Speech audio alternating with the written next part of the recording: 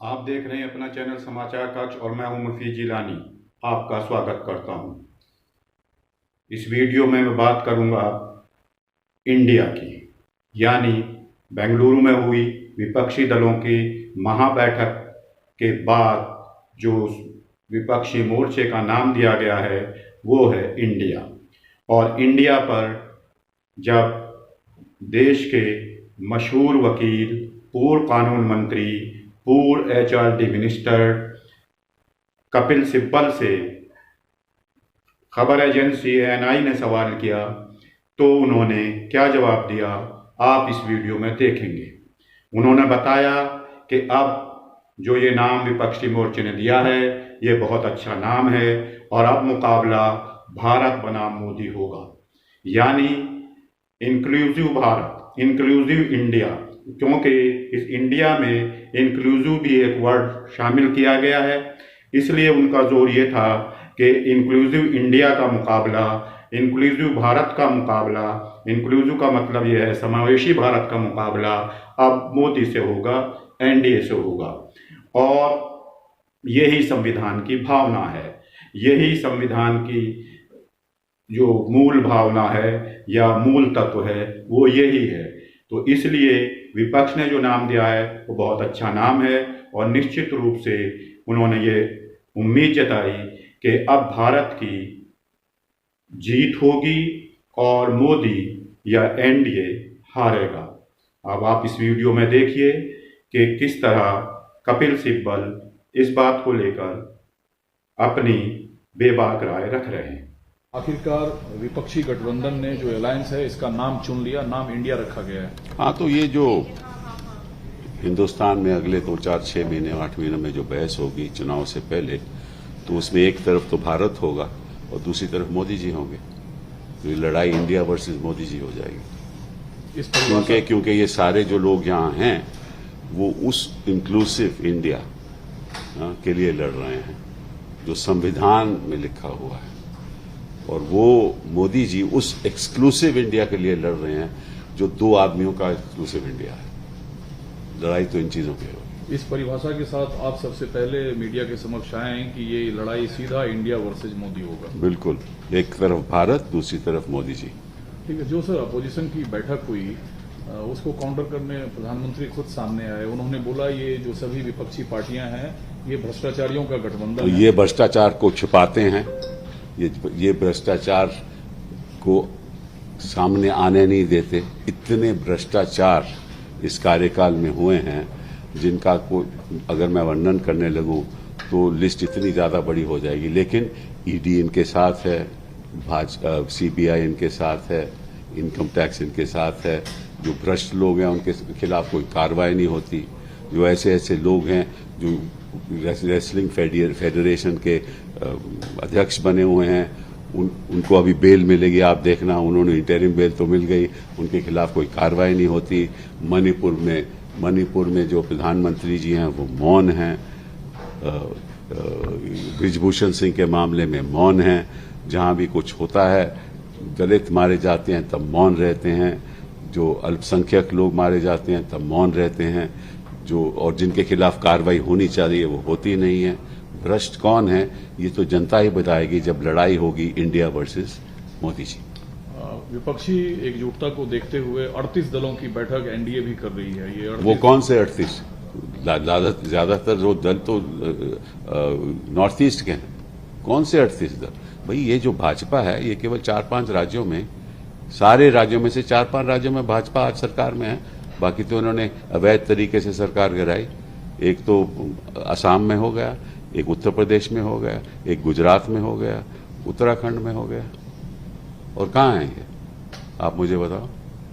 तो जब ये मिटते ही जा रहे हैं हिंदुस्तान के नक्शे में तो लड़ाई इंडिया वर्सेस मोदी जी होगी ना। सर उन्होंने जो अब्राहम लिंकन ने डिफिनेशन दिया था डेमोक्रेसी को, उनको दोहराया और कहा इसके विपरीत विपक्ष है। अगर आप अब्राहम लिंकन की अगर डेमोक्रेसी के डेफिनेशन को अपना लें तो हिंदुस्तान आज स्थिति में नहीं हो, आज उस स्थिति में नहीं हो जो मोदी जी ने करके दिखाया।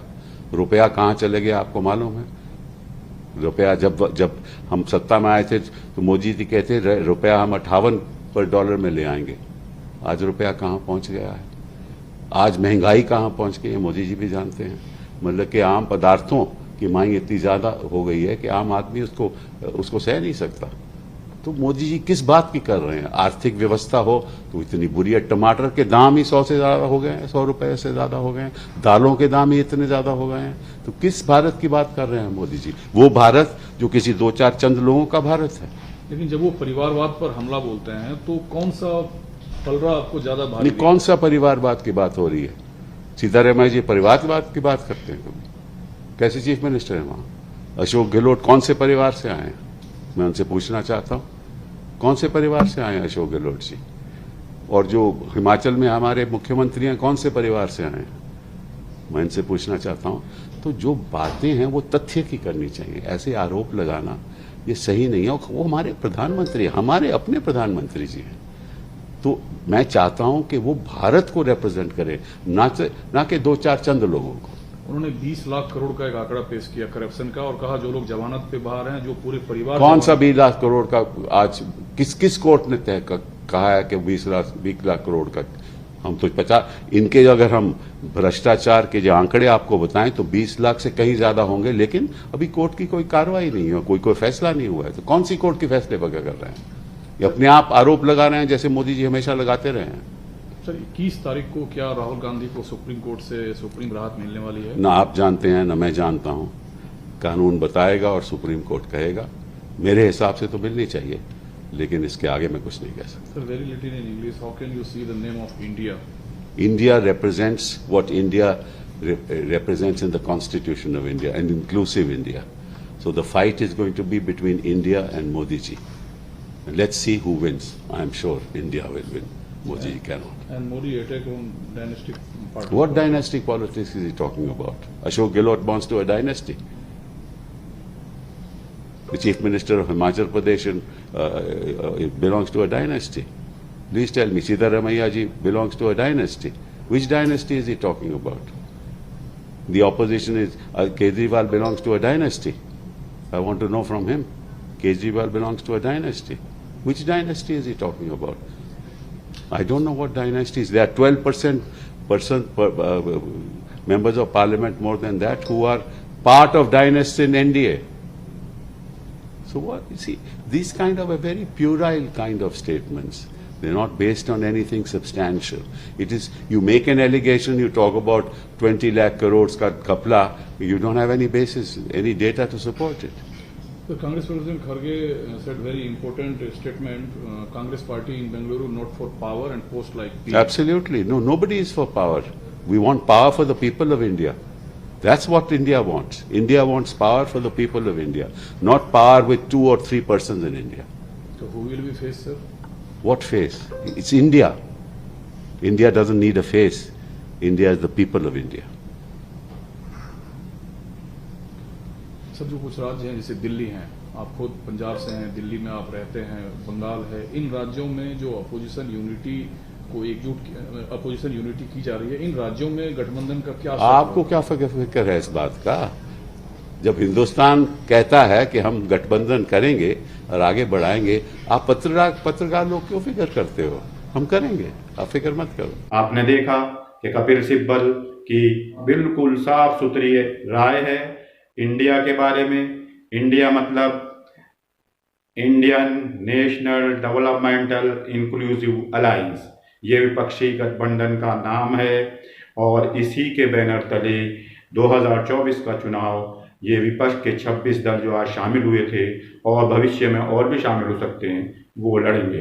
समाचार कक्ष में मैं मुफीज जिलानी आपसे अब इजाज़त चाहता हूं और उम्मीद करता हूं कि आप हमारे इस चैनल समाचार कक्ष को ज़्यादा से ज़्यादा सब्सक्राइब करेंगे, बेल आइकॉन दबाना ना भूलें, हमें ज्वाइन करें और इस वीडियो को ज़्यादा से ज़्यादा लाइक करें, शेयर करें, ताकि सच्ची, निर्भीक और निष्पक्ष आवाज़ जन जन तक, गांव-गांव तक, घर-घर तक पहुंच सके और लोकतंत्र और संविधान बचाने की हम मिलजुल कर एक बड़ी ताकत बन सकें।